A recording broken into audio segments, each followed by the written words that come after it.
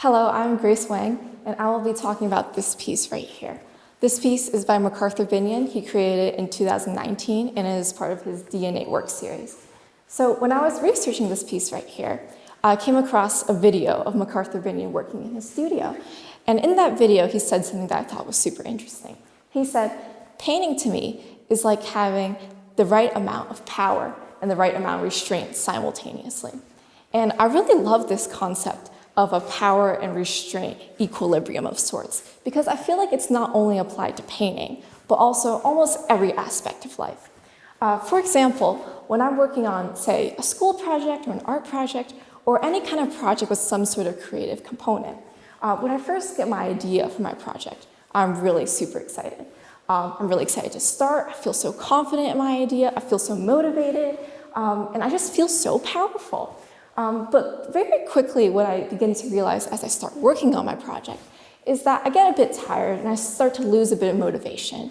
And within that, I start to doubt my idea a little bit.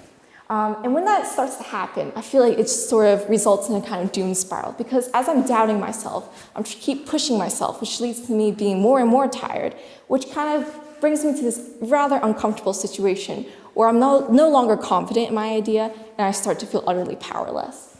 And after experiencing this kind of dilemma several times, I've come to realize the importance of this restraint component.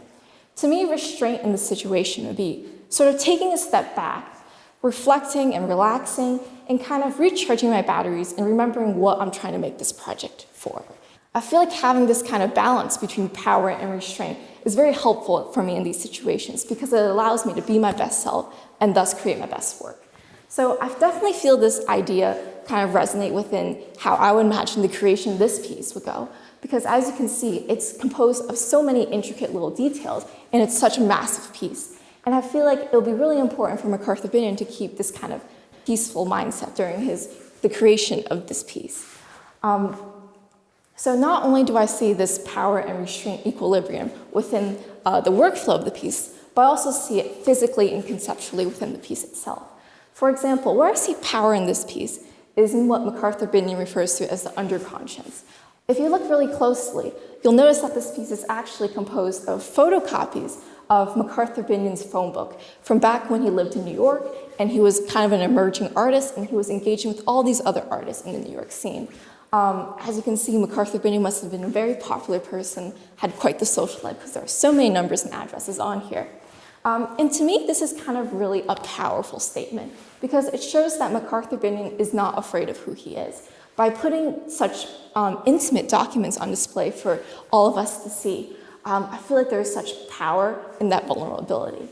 In other works in McArthur Binion's series, he sometimes uses photocopies of his birth certificate or photographs from his childhood. So these really personal narrative elements, I feel like are something really powerful that I see in this piece. Moving on to where I see restraint in this piece. For me, restraint is in the geometric grid that overlays the underconscious of the piece. To me, this geometric grid reminds me a lot of artists in the studio. Sometimes I've seen painters or drawers, when they're working from reference images, they'll draw a grid over the reference images and the canvas they're working on. And this allows them to kind of tackle one small piece of the reference image at a time when they're reproducing it, instead of taking on the whole thing.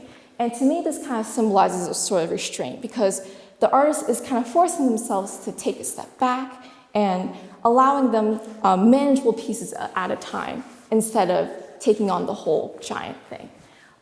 So I see this kind of similar concept of restraint mirrored in this piece, because to me, the grid kind of breaks up the personal narrative underneath. It prevents it from almost becoming too overwhelming to the viewer, and it gives me more manageable chunks to kind of digest. So this is where I see power and restraint in McArthur Binion's DNA work. However, your interpretation could be completely different. For example, you could kind of view the geometric grid as disrupting the personal narrative underneath, and that could be a sort of power. Or perhaps your eye is drawn to the colorful grid that borders the entire piece. Maybe these bold and bright colors symbolize power to you. Or maybe you're noticing the fact that these are primary colors. And primary colors are kind of the DNA of colors. All colors come from primary colors. Maybe that could be power to you, or the simplicity of these colors could be restraint.